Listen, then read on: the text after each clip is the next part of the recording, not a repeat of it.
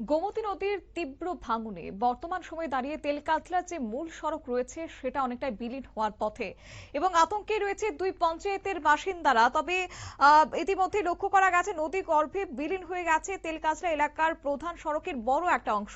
প্রচার মঠ থেকে শুরু করে সমর সেতুর কাছের এই গুরুত্বপূর্ণ সড়কের অবশিষ্ট অংশ যে কোনো মুহূর্তে ভেঙে পড়ার আশঙ্কা তৈরি হয়েছে।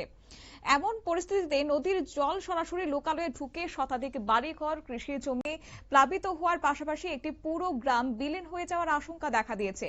এই সড়ক দিয়ে প্রতিদিন দুই পঞ্চায়েতের শত শত মানুষ যাতায়াত করছে। মোহনভোগ, চুন্দল এবং মাতাবাড়িগামী যাত্রীদের জন্য একটি গুরুত্বপূর্ণ যোগাযোগ পথ।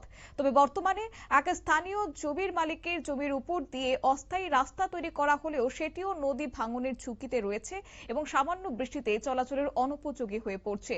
এই বিষয়কে কেন্দ্র করে যান চালকরা যারা প্রতিনিয়ত রাস্তা দিয়ে যাতায়াত করছেন তাদের কি প্রতিক্রিয়া রয়েছে শুনুন। সমস্যা ফ্যান্ডালি আইলে অনেক সময় বল যারা টিকটিক করে যে রাস্তাটা ভাঙ্গানি কোনো পড়ে যায়, আগে পড়ে গেছে। খুব অসুবিধা হইতেছে আমরা অনেক দিন ধরে। আর একটা রাস্তা কইরা দিছে, এটা দিয়ে আমরা যাইতাম পারি না, ইট মিট বালু মাটি দিয়ে কইরা দিছে, এটা দিয়ে যাইতাম পারি না। আমরা চাই সরকারের কাছে দ্রুত এই রাস্তাটা যাতে ঠিক হয়, ভালো করিয়া যাতে, নাহলে অন্য কোনো রাস্তা নাই আর যাওয়া নেই, এই রাস্তাটা ইমিডিয়েটলি যাতে ঠিক করে দেয় সরকারের কাছে আমার আবেদন।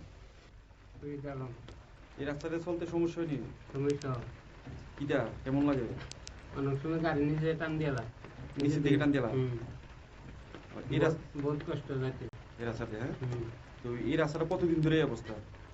ওই তো মাঝখানে গেল মাসখানেক হলো। হ্যাঁ, আপনাদের কি মানে এই রাস্তা দিয়ে আপনাদের আপ ডাউন? হ্যাঁ, এই রাস্তা ছাড়া রাস্তা নেই। আর রাস্তা নাই? হ্যাঁ, তো এখন যে নদী যে ভাঙিয়া গেছে, মানে বিশেষ করে রাত্রেবেলা আপনাদের সমস্যাটা কেমন? রাতবেলা সমস্যা বেশি, আরো বেশি। এই বিকল্প কোনো আপনাদের যে অন্য এই রাস্তাটা ছাড়া রাস্তা নাই? এলাকাবাসীদের এই মুহূর্তে দাবি হচ্ছে যে অস্থায়ী কোনো সমাধান নয়, বরং আধুনিক প্রযুক্তি এবং কার্যকরী নদী ভাঙন প্রতিরোধ ব্যবস্থা গ্রহণ করে দ্রুত সড়কটি রক্ষা করতে হবে। তাদের মতে দ্রুত স্থায়ী ব্যবস্থা না নিলে শুধুমাত্র যোগাযোগই নয়, বরং শত শত পরিবারের যে জীবিকা সেটাও চরম ক্ষতির মুখে পড়বে। এখন দেখার বিষয় হচ্ছে প্রশাসন কত দ্রুত এই ভয়াবহ পরিস্থিতি মোকাবেলায় কার্যকরী পদক্ষেপ নেয়। কারণ সময় মতো স্থায়ী নদী ভাঙন প্রতিরোধ ব্যবস্থা গ্রহণ না করা হলে শুধুমাত্র যে সড়ক তা কিন্তু নয়, একই সঙ্গে হারিয়ে যেতে পারে একের পর এক গ্রাম এবং সাধারণ মানুষ অনেকটাই ক্ষতির সম্মুখীন হতে পারে বলে এই মুহূর্তে অনেকটাই আশঙ্কায় রয়েছে।